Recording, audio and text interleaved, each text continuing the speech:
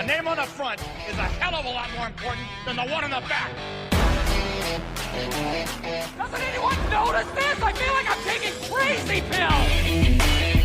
But it ain't about how hard you hit. It's about how hard you can get hit and keep moving forward. Wham! Cut zap. First try. Why so serious? He's a fast killer. I love the smell of napalm in the morning. I'm drinking pump. I've been drinking green tea all goddamn day. I don't know. I have a bad feeling about this.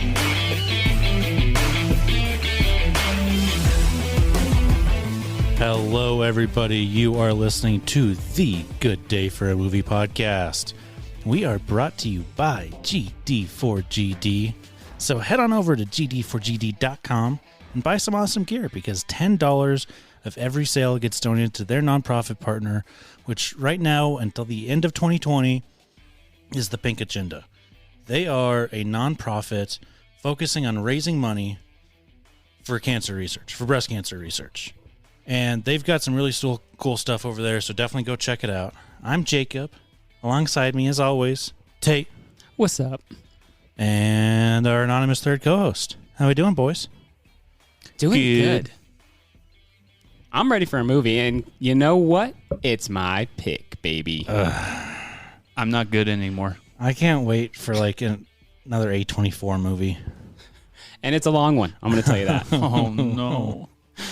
You guys want me to just get right into it? Yes. Rip the Band-Aid off. All right. I'm really, really hoping that you haven't seen this one, Jacob. I'm 99% sure that you haven't seen this one. So, it's called Mystic River. Have we seen it?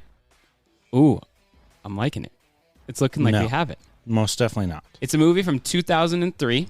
I initially started to watch, or wanted to watch this because Clint Eastwood directed it. So I initially wanted to watch it because it's got Tim Robbins, who's the guy in Shawshank, and I remember watching that and I was like, wow, what a great movie. And I just looked up other movies that he's in, and I saw Mystic River, and I just saw the cast, and I saw it had good ratings and everything. So Crazy it's been Person, on my Sean Penn, Kevin Bacon, Lawrence Fishburne. It's got a stacked cast. Laura Linney. I finally looked it up, and you've been trying to get me to watch this movie for like a couple years now. I've heard it's really good. And so it's a mystery, thriller, crime, drama type of movie. 2 hours, 18 minutes. Directed by Clint Eastwood. And it just says, only the synopsis says, the lives of three men who were childhood friends are shattered when one of them has a family tragedy. And that's all I know about it. I haven't watched a trailer or anything. So I'm pumped. It'll be good for me because literally the only movie I've seen Kevin Bacon in, Tremors. So only up from here for Kevin Bacon for me. Whoa. What is wrong with Tremors? What's wrong with Tremors? It's a perfectly entertaining movie. Wow. Yeah, it's amazing. For not the right reasons. I totally just thought I clicked on other movies that Kevin Bacon is in, and it was like Mystic Pizza, Mystic Pop-Up Bar, Mystic Bread. I was like, wow, he's in so many movies with the word mystic. And I just realized that I just went back to the search bar. So you're just looking at things that are mystic. Yeah, with mystic in the name. All right. Oh, this is crazy. I've only seen 3 movies with Kevin Bacon. Tremors, Apollo 13, and X-Men First Class. I've seen Apollo 13. Yeah, there I you didn't go. know he was in Apollo 13. There you go, yeah. Haven't you also seen Crazy Stupid Love? Oh, yeah. Oh, yeah. You are a moron. Okay, never mind. Wait, what is he? Is he just... Did he get like... What's he in Crazy Stupid Love? Plastic surgery or something? David Linney. Oh, yeah, he's the boyfriend of that she kind of cheats with. Yeah. Wow. Yeah, Fuck Kevin Bacon. Let's do this. I'm actually excited for this movie. And we'll see you on the other side. Hey, Divine. What you looking at? The old neighborhood. There are places that make us who we are. Save! I used to play on this street when I was a kid. Really? Moments that give us hope. Do not make her laugh. Where have you been? Feelings that make us question our beliefs. Fears that trigger our darkest emotions. It's my daughter's car. He sent my daughter in there! He Get my daughter in there! No! Oh, God! A couple seconds on Saturday, she looked at me like she was preparing to never see me again. You don't think I'd have hurt her, do you? She isn't hurt, Brendan. She's dead. I loved her so much. I know in my soul I contributed to your death, but I don't know how. I'm gonna find him before the police do. I'm gonna find him, and I'm gonna... That was not a happy movie. Very dark. Very dark movie. That had so much... Poor Tim Robbins. Poor a lot of people. But I mean, Kevin poor Tim Bacon had a Robbins. happy Poor Tim story. Robbins for sure. Yeah, Bacon definitely, had a little highlight at the end, but oh boy. That was Bacon was dark, soaring. long, sad movie. I think I liked it. But yeah, few first thoughts, I guess. Pretty long movie. The first hour and a half felt like it was going on forever. See, I have a different note. I said the beginning of the movie is moving very fast. Well, they did get to the crime very quickly. Yeah, and I guess by that I don't mean that it felt like time was moving fast, but time in the story, it was just bang, bang, bang, bang. This kid's abducted. Bad things are done to him. That whole first scene is so fucked up. Yeah, very. I thought that was a whole. I was believing everything about it up until they showed the inside of the cop's car or the fake cop, and it just had all the shit on the floor and everything. I was like, all right, that's sketch. And then he just slaps the hood of the car and says, "Get in." I was like, oh boy, this is the way this movie's going. Yeah, right at the beginning, right when he first stepped out, I was like, oh, well, that's probably a cop. And then he told just the one kid to get in, and I was like, well, that's not good. That's not good right from the start. And I was like, oh my God, kid, come on. Yeah. I know it's the 80s, or maybe 70s. You gotta have learned Stranger Danger by now, but I mean, that really wasn't a thing back then. Well, no, and if you're in that kid situation, an adult and you're just doing something bad, and someone with a badge stops their car and is dressed like that, and he acts like a cop, you'd believe it. If you're a kid that age, if you're a kid that age, absolutely. You can't do anything other. I also thought at the beginning that we were going to see It the Clown for a second when they're looking in the drain. Yeah, so I was like, wait, is this a sci-fi movie? And I was like, wait, no, Clint Eastwood directed this. This isn't going to be any magic or things in the sewers. I even did my little impression. Hi, Georgie. Well, and also go to the circus? Before we keep going, I want to let everybody know that everybody's listening that they should watch this movie because we definitely will spoil this. This movie has some twists and turns in it, and we will talk about them and we will spoil them. And it is a good movie. And not to spoil this episode, very good movie. Highly recommend. Yeah, definitely recommend watching. And so if you haven't, stop this podcast right now, go watch it, and then pick up. But anywho, from that first scene, dark. Very dark. I was kind of confused, I guess, throughout the film. I mean, you learn later on, but I was confused about, for a little while, who was who, because they were kind of starting to say people's names, but I wasn't sure if they were going to pull, maybe that was going to be a twist of you thought that this was going to be the one that grew up and got kidnapped. But anyway, I was kind of confused at his story post-kidnapped, because they showed some clips, but they never really told his story. Yeah, so I kind of cheat with character names. I look at IMDb pretty much the entirety of any movie, just because I want to know oh, that person's kind of recognizable. Where do I know them from? So I need the names in order to remember what each character's name is and whatnot. And so I was looking, I was like, okay, well, Kevin Bacon's that kid, and Sean Penn's that kid, and that guy's that guy. Was it confusing for anyone else that Sean Penn's character or Sean Penn wasn't Sean in the movie? That threw me off for a second. That irritated me because I was Sean Penn. Nope, that's Bacon, but his name's Sean. And yeah, that threw me off multiple times. Go back to what you were saying. He was just saying that he knew who everybody was because one thing he was looking at IMDb. Yeah, this will be a real quick point. Guess who was the composer for this movie? Who did the music? Clint Eastwood. Yeah, what the hell? I saw that after we finished it. I was so confused. It wasn't until the end of the movie I was like, I better figure out who did the score. And I just saw Clint Eastwood. I was like, what? This is the first movie he scored himself. But he's written like songs and I don't know what you call it, scores, like part of scores for a bunch of movies, even like into like the 80s. Yeah, I did Very see that. surprising. He directed I mean, wrote the score. Clint Eastwood has Impressive. to be the most talented person in Hollywood, right? He is very talented. You got to Clint Eastwood composing that from looking up character names on IMDb? Yeah, because IMDb has... It just has all the it has all the information information. about It has casting director. and that is kind of an interesting. Yeah. I mean, it's very interesting. Clint Eastwood is dope. Yeah, I mean, great actor, great director. He's a composer.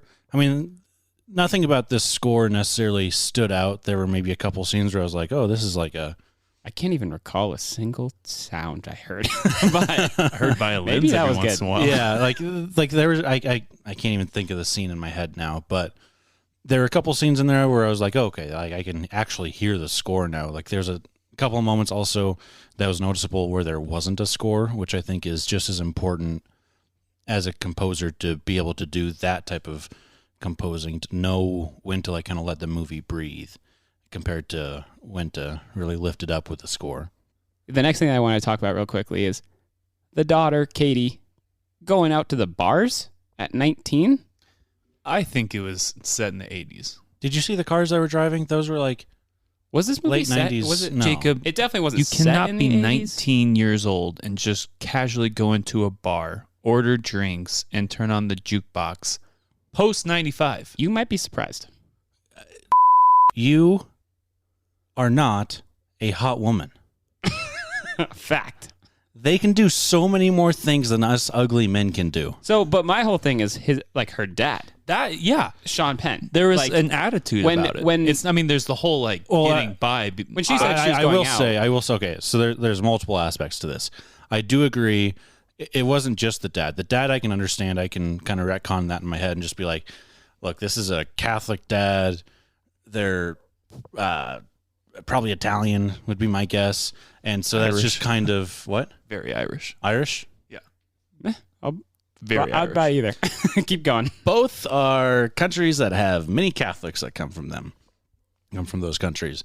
But in both of those cultures, doesn't really matter which one it is, drinking is like A very kind of a early norm age thing. Yeah. And so I can reckon the dad in my head, but when the cops are like just know this information and don't really react to it, that's where I'm kind of with you guys where I'm like, well, that's weird. It just kind of seemed And when weird. Dave is like, at that point, why not? Oh yeah, make that's her, Jimmy's like, Gail. she's 21. Daughter, I don't know. just dancing. It At was least weird. she wasn't stripping. I was for some reason hung up on. I was like, how did this even happen? How was she at the bars if she's under 21? The dad's like, yeah, you're going out. Okay, cool. And so you guys brought So this that up was kinda during weird, but- you guys brought this up during the movie, so I looked it up. When did the drinking age change in Massachusetts? Well, it changed from 18 to 20 in 1979. So it would have to be set after 1979, That's why it's confusing. and it would still be 20, and she still wouldn't be old enough to get into the bar. And that's why So it's I'm pretty confusing. sure. Here's what it is. It just is what it is, Yep. and I'm we don't have already to looking past it now. think more into it. This was set in the 2000s.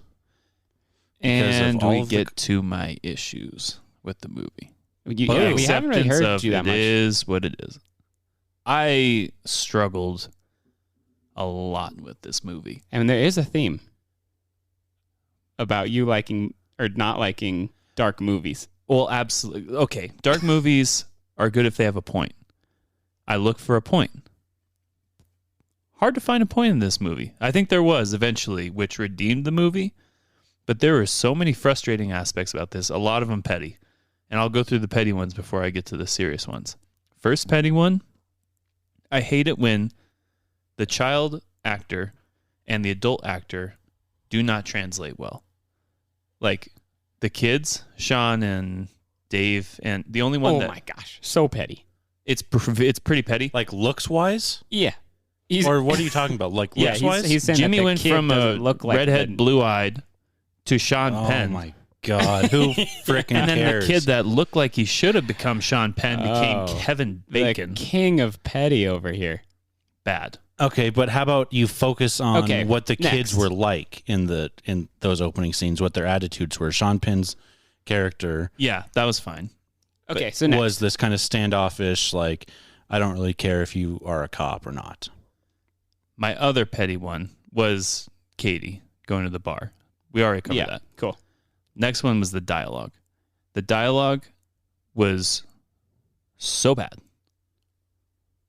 So bad for 2/3 of the movie. It was so frustrating. They would go on. It was, how do you explain it? It's like you're having a conversation and you just go off and say, yeah, this happened on back in my day. Oh, this horrible thing happened. Go on a 2-minute tangent story that has absolutely nothing to do with what I'm talking about. Point I'm trying to make. So your problem was with Tim Robbins' dialogue?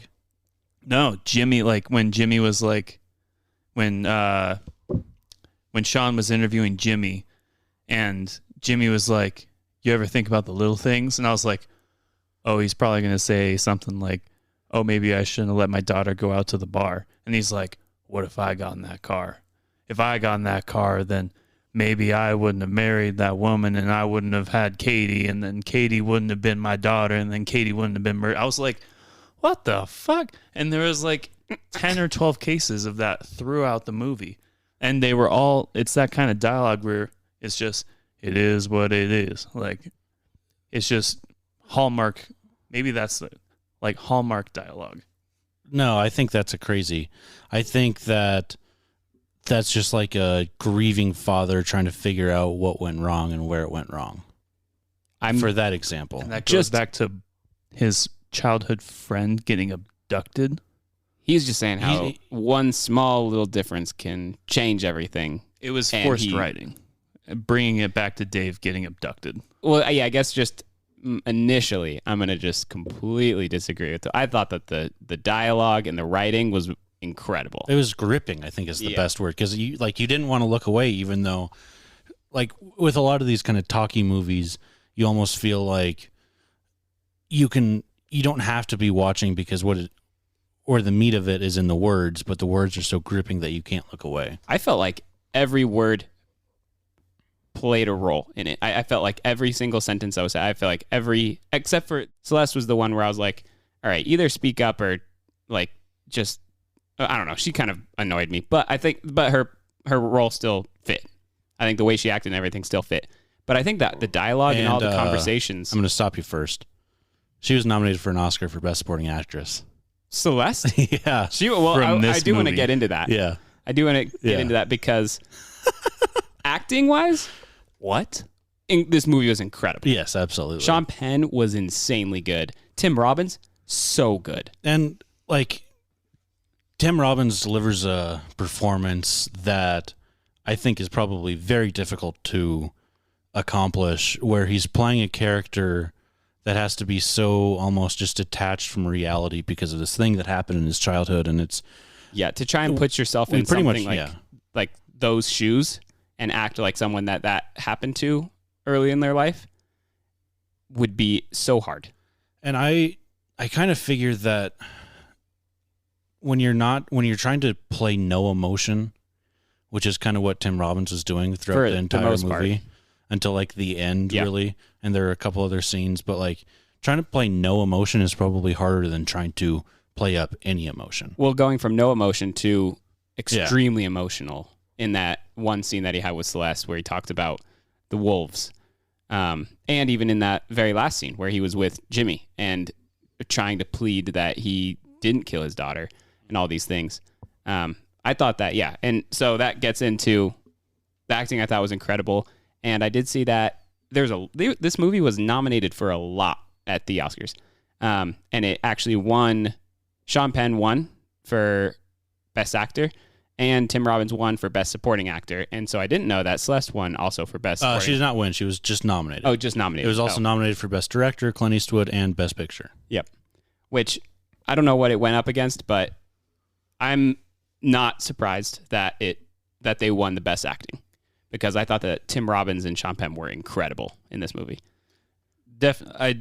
Tim Robbins was very good. Very, very good. Sean Penn was very good. Kevin Bacon was subpar. Yeah, Kevin Bacon's character is kind of had the least to him, and so I think he was the kind of the easiest to play. Or back to dialogue, challenging. Him and Matrix Man all their dialogue. Oh man, I kept on wanting him to call him Lawrence Fishburne. Allstate. That's Allstate different guy. Different guy. I know. That's what. At That's first popped in David my head. Palmer from 24. He was also in Mr. Baseball in Major League. But all Yeah, they're very dialogue different, but between that's what I thought. Kevin Bacon and Matrix Man was just like it was shipped from Wisconsin. Just cheese. Oh my. Oh, that was bad. Oh, Boo. this happened? Oh, that's hilarious. You guy. Oh, you think you're trying to be whatever. You know what won Best Directing? For that year? Yeah. Same as Best 2003. Best I don't Picture. know. Lord of the Rings Return of the King. Wow. Also won Best Picture. But I couldn't disagree more about the I'm dialogue not sure being... if I can even I don't even know if I can like pinpoint and make examples of why I think the dialogue was so good. I just think that it is the only thing in this movie for the most part, except for in the last 30 minutes when shit starts to go down. Because Jimmy is starting to find out that he thinks Dave did it, and Kevin Bacon and whatever Matrix Man, are starting to figure out that it was possibly this gun that this kid had.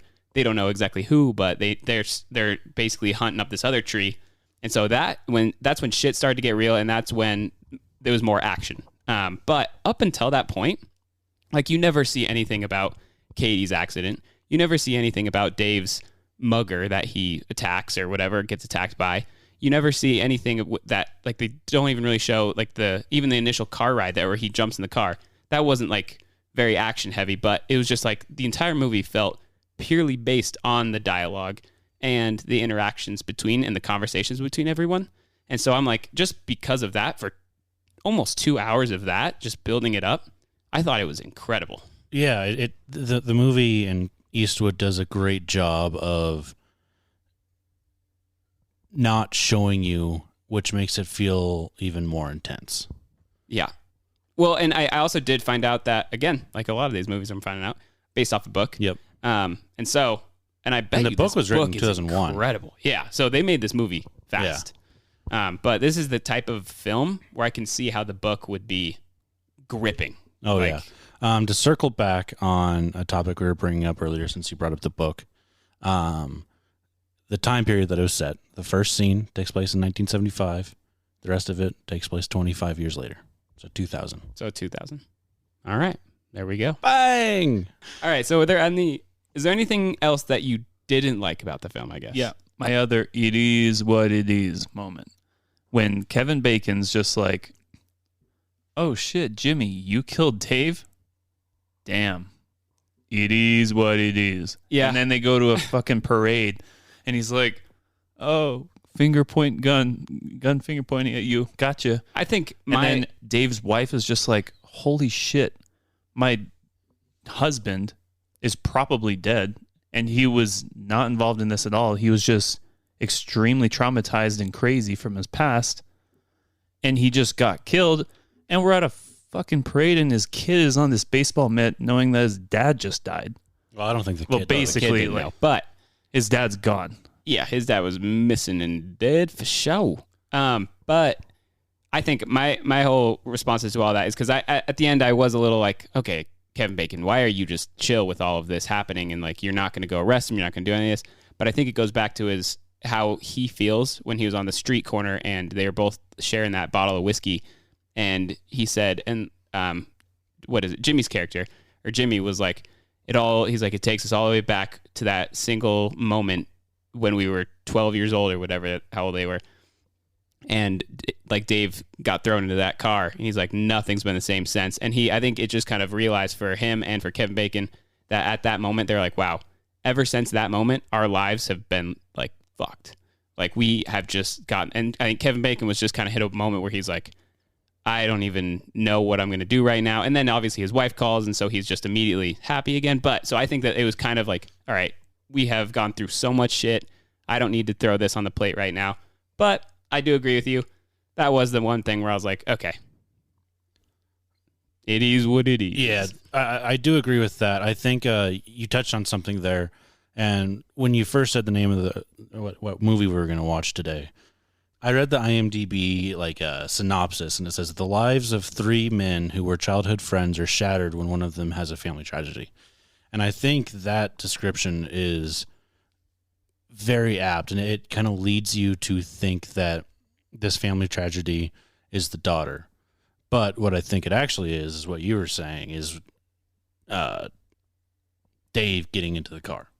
Yep. I think that's it's the first scene, and I think that they kind of come full circle around in the end to literally be like, this is the moment that everything got fucked up between the three of us and between our lives and everything. Because clearly Dave was not okay. The entire rest of his life, he was clearly not okay. Kevin Bacon seems like he's the most okay, but Jimmy also seems like he went through a lot of struggle and trouble when he was growing up. So yeah, ever since that moment, they were never going to be the same. But yeah. And I think the only real criticism I have of this movie is the Kevin Bacon wife storyline. Yeah. It seemed like it was just put in there in order to have Kevin Bacon's character also go through something that isn't part of the main story. Yeah. I'm not sure I love that part. Which was atrocious, in my opinion. It was so stinky of cheese. 20, 30-year-old aged cheese. Bad. Yeah, I agree with you. I do think that is like, and I remember in that last scene when he was on the phone with her again, I was like, Jesus Christ, this again? I was like, I forgot about this. I was like, I don't care about this wife that just calls every now and then. Like, I was like, what? No, this is not what the movie's about. And so it seems to me like what you said, Jacob, that they just kind of squeezed it in to make it seem like he had some. It was almost as if like they had finished writing the script and were going through it, and they're like, we just need something else for Kevin Bacon's character to be doing. Which honestly, his character would be very dry, even without literally without that. Like when he first discovers the car, that was like the first time where I was like, geez. He just walks up to the car, and he's like, his partner says the name, and he's like, oh dang, I know someone with that name. And then he knows the girl, and he's just like, oh man, he's not gonna like that. I'm like, that's not how you react if you find out that your childhood friend's daughter just but like there's blood in her car is just in the middle of the road. He touched on it multiple times with. I think I know what you're gonna say. He touched on it multiple times with with his relationship with Dave, and I think it extends to Jimmy as well. That really they weren't friends for very long. It really was just like a childhood thing, and like from what I kind of understood, even like just with that early that first scene when Dave gets home and like his mom shuts the blinds, and like that to me kind of signified like that's the end of the friendship. Like the friendship with Dave is certainly over, and that probably means that the sun is setting. In the very beginning, him and Jimmy's friendship is also about to be over. I was gonna say the only defense for it is that he said some quote that this girl dies, we solve it, and another girl dies tomorrow. So I was like, okay, maybe he's just like so numbed. He just sees it a lot. His job, but regardless, like. No, you can't say regardless. You just I said it's the only defense. Okay, well that makes sense. Well, yeah, that is the defense for it. It's that, you still and he's have not the emotional reaction. I mean, I don't know if you do if you see this day in and day out. An and FBI detective, yeah, state police. They're not FBI. Police. Well, he was wearing FBI. Well, that was when the other guy, his sergeant was wearing the FBI. No, they were both wearing FBI. It was FBI visitor badges. Oh, it said visitor underneath it. Because I saw that too, and I was very confused, and I was like, yeah, because I was like, oh, they are FBI. See the name. The big redeeming quality of the movie, which in my mind I'm taking as the point of the movie, was it was never about the crime. It was only about Dave.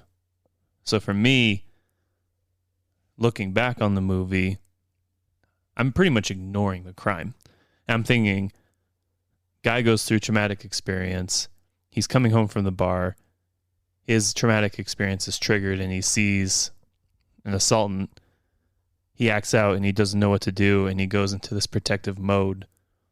And this protective mode that's almost protecting this boy that's still inside of him ends up getting him killed is interesting. And I think at that point, I mean, they touch on that a lot. Well, not a lot, but a few times where when Dave's trying to tell like the story to his wife and then to Jimmy, he says like the kid, and he says Dave, and they're confused by it because he's talking about himself, but he's not talking about the old person that is him. He's talking about the small child that never got to grow up. Well, and so I think one thing that sometimes I feel like you try and find in some movies like this is you always try and look for a point. And I would say that for a movie especially like this, that I don't think that there necessarily has to be a point. Other than this is just a really well-written story, and it's captivating, and its characters are very intertwined and complicated. The story is complicated and complex. Obviously, in the end, like, just shit happened to these people, and I think it's all just about, it's like a psychology of how people react to certain situations, and how people, like how Jimmy's character grieves about his daughter, and he doesn't really grieve that long. He grieves for a very short period of time, and then he immediately goes into anger and frustration and wants vengeance.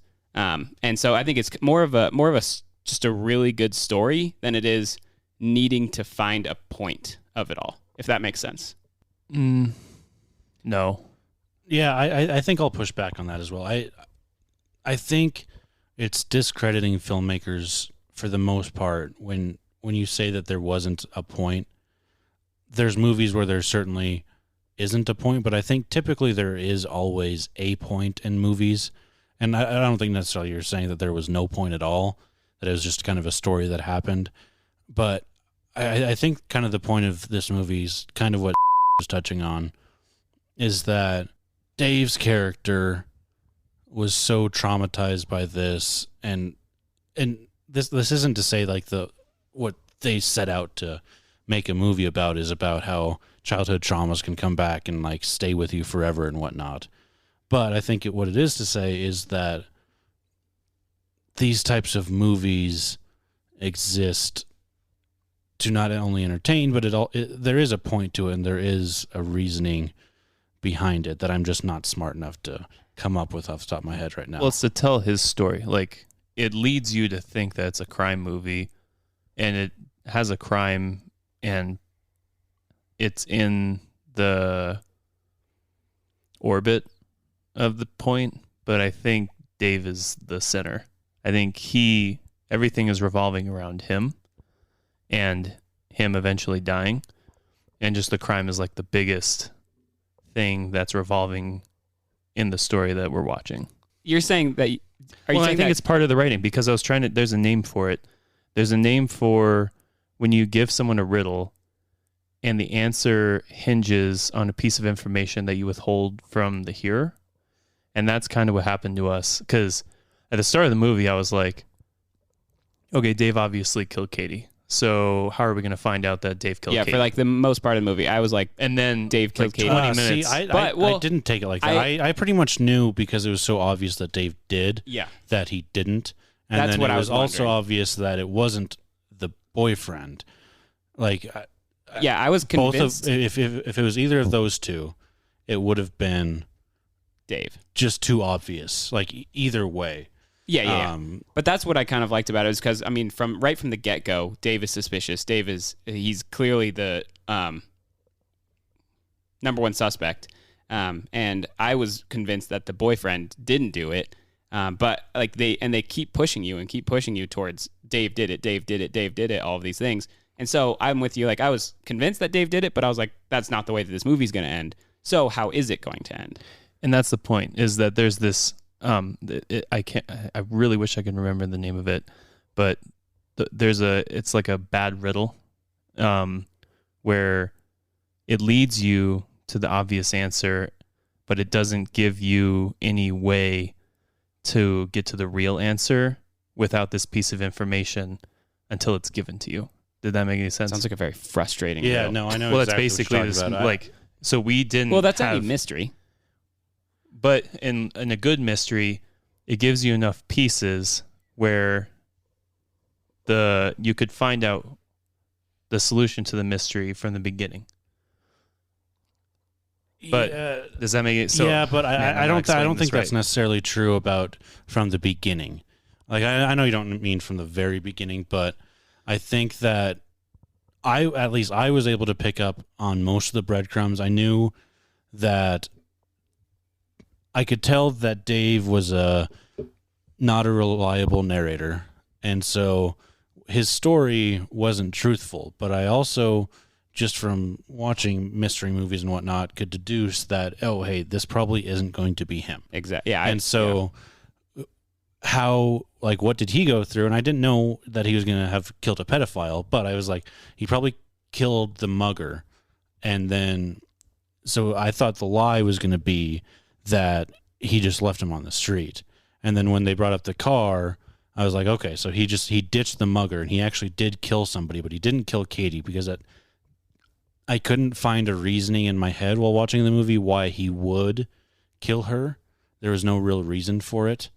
Okay, so I agree with everything you just said, but we didn't have anything conclusive until they brought up until we found out that the boyfriend did have, in fact, that gun, and that gun was missing, and that the two kids who called in 911 were his brother and his brother's friend.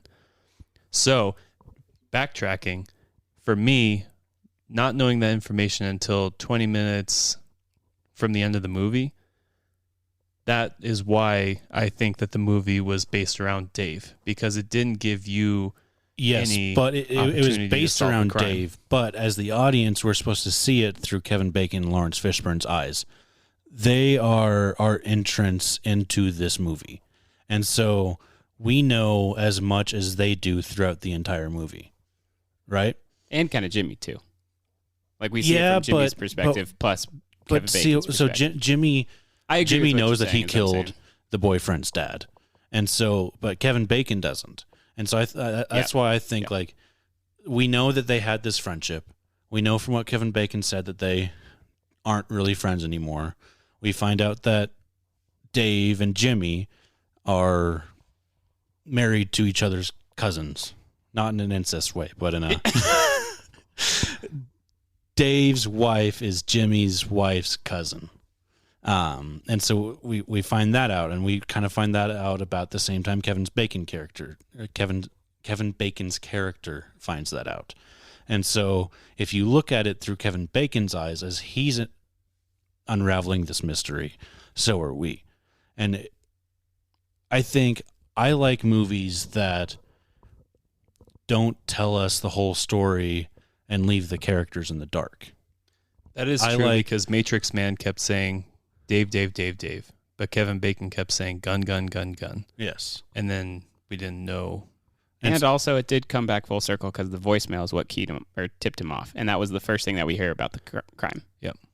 So, but I do see what you're saying is that the way that it was told and the way it does start to pin Dave as like the focal character that we should care about. For an hour and 45 and minutes. And honestly, in my opinion, I do think that he is the focal character that we should care about. He's the focal character, but he's not the character that we're seeing the movie through. No.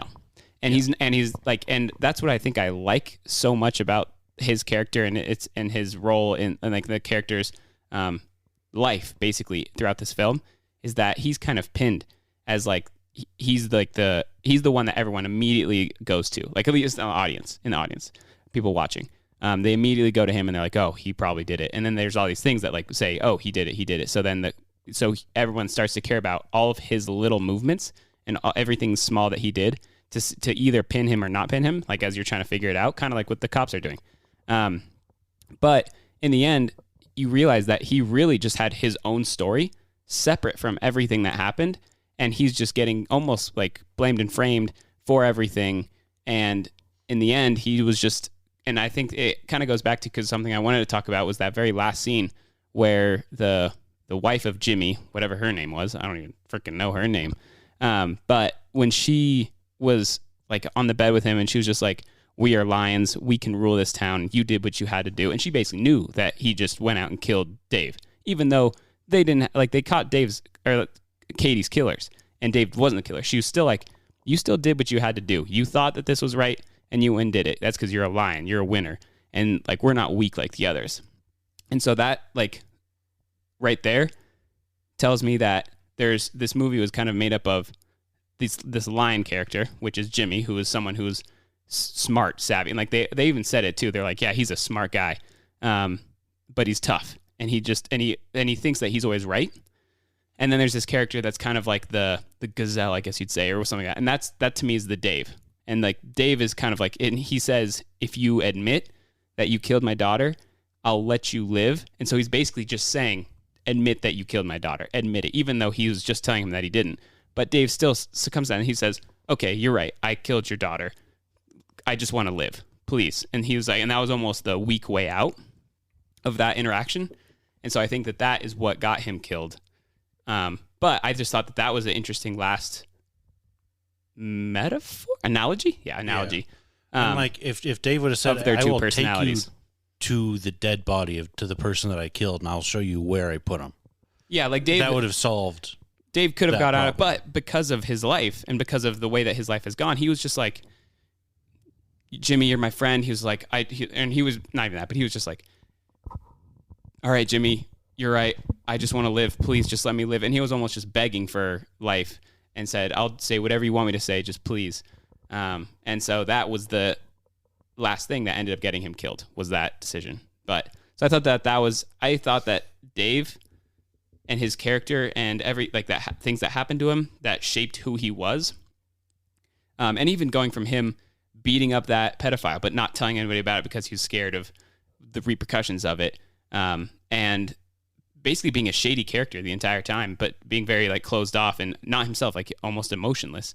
And then there's this character of Jimmy, who's like maybe even like the opposite of him. And their intertwinement of each other and the killing of Jimmy's daughter, I thought was just like, I don't know. I was really pleased with the way that this movie ended. I wasn't. No. Except for the mute kid. What was... like, why did the mute kid... What, was he not mute?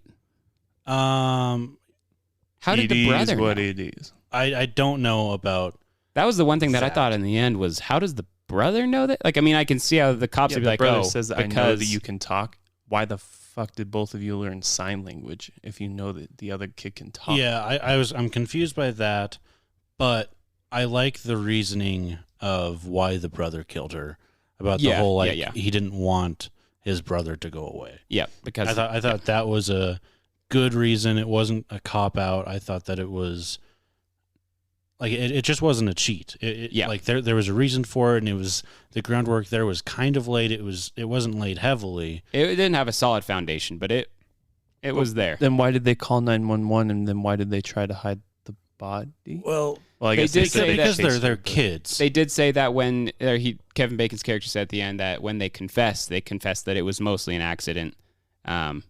So that could be the reason why they called 911. Okay, there the whole, go. The whole ending. A synapse. Yeah, the whole ending, I think, of the kids killing her. I didn't see that coming, and I think it like I said, it doesn't have the strongest. It doesn't have a very concrete background to it, argument to it, but it does have some framing around it about how I could piece that together. The only thing that I can't piece together is I can see how the cops are like, okay, there's two kids on these phone calls. I don't know if they know that those are the two kids, but they knew where to go. I just don't know how the older brother knew at that moment that he was like, you're not a mute. Why don't you speak? It's like, did the brother know the voicemail? Yeah, I don't know about that. I know how I can explain how the brother figured out that his brother killed her is because they knew about the gun. Knew about the gun, and he's like, well, shit, maybe my brother knows about the gun, or maybe. And I honestly thought in the very end about the gun, he was about to get popped too. Yeah, I did not see Kevin Bacon jumping in right at that moment, and I was like, damn, this movie's about to end Game of Thrones status and just checking people off the list. I guess I would have preferred that. I don't know. At that point, I was like, what the fuck is happening? I was like, what the fuck is going on? It's a plot twist, and I was caught off guard. I was like, oh, this movie just pretty much led me to believe that Dave was the killer. And I was like, how are they going to do this? And then this conversation especially has helped me just be like, this is weird. And I don't know how to make this seem legit. I think the twist in the end, I loved. I mean, I didn't see how it was going to happen, but like you're saying, Jacob, I knew that or I had a really strong feeling that wasn't going to end the way everybody thinks it will. So I was very pleased with the twist, and I think it just kind of reaffirmed the character that Dave is. And because like I couldn't really piece together seeing him as a killer of at least Katie. So yeah, so I think it just kind of the ending was very strong in my opinion. But all right, and the other thing that I thought was kind of weird is that it's called Mystic River, and I think the only thing about that is that that's just the river. I had a note about that. That the bodies get dumped in. Yep. Because I looked up in there. Yeah, Mystic River is a place in Boston.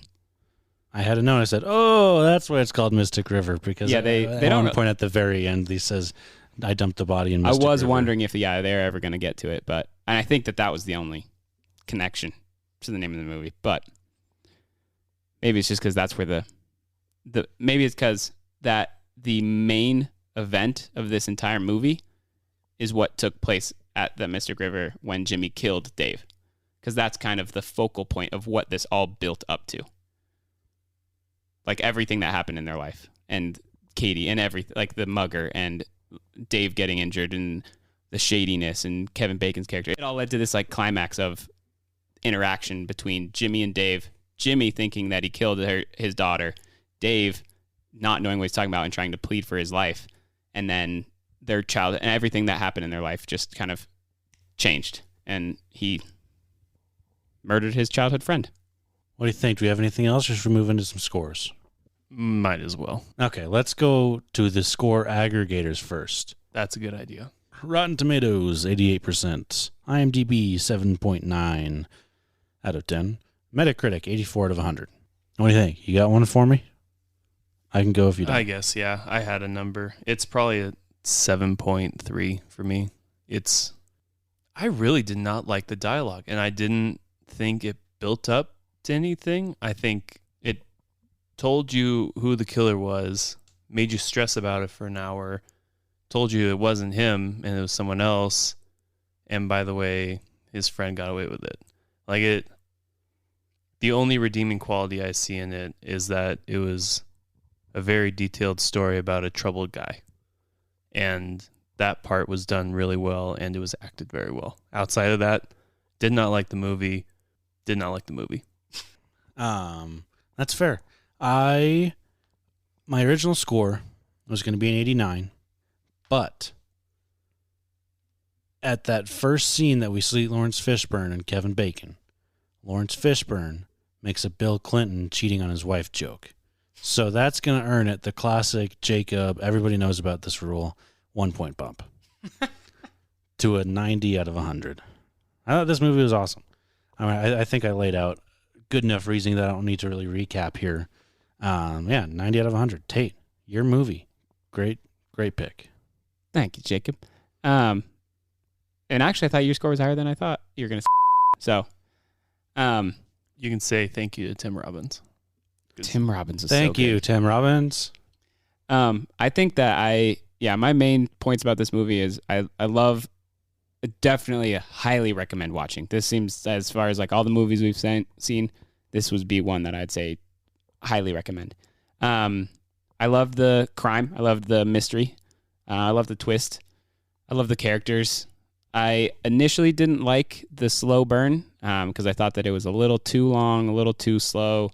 But I think that when it gets to it in the end, it's all worth it. I think, I think I'm going to have to go with a 90 as well. I was tossing between 85 and a 90, but I think I got to go with a 90. I like this movie a lot. That is going to give it an official score of an 84.3. Would have been higher, but somebody just had to drag it down. Should have been lower, but someone had to drag it up. Always pulling it up, The two baby. of us drug it up. Tim Robbins, you killed it. Sean Penn, shouts out to you. Katie, you're a babe. All right, folks. Well, that's going to do it for today. If you have thoughts or questions, you can shoot us an email at gd4ampodcast@gmail.com. And you can also follow us on Instagram at gd4. That's number 4, gd.movies. Again, gd4gd.movies on Instagram. We're also on Twitter at gd4gd_movies. And we would also love for you to leave us a 5-star review on whatever platform you listen on, especially Apple Podcasts. Just make sure you make it 5 stars. It's really going to help us keep us at number 1, which I'm sure we're at. And we will catch you next week at the movies.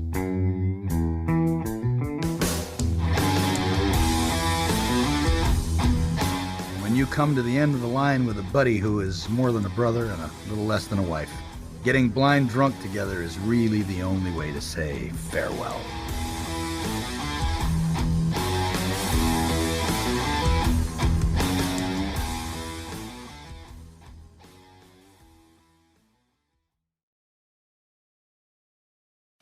You're still here? It's over. Go home.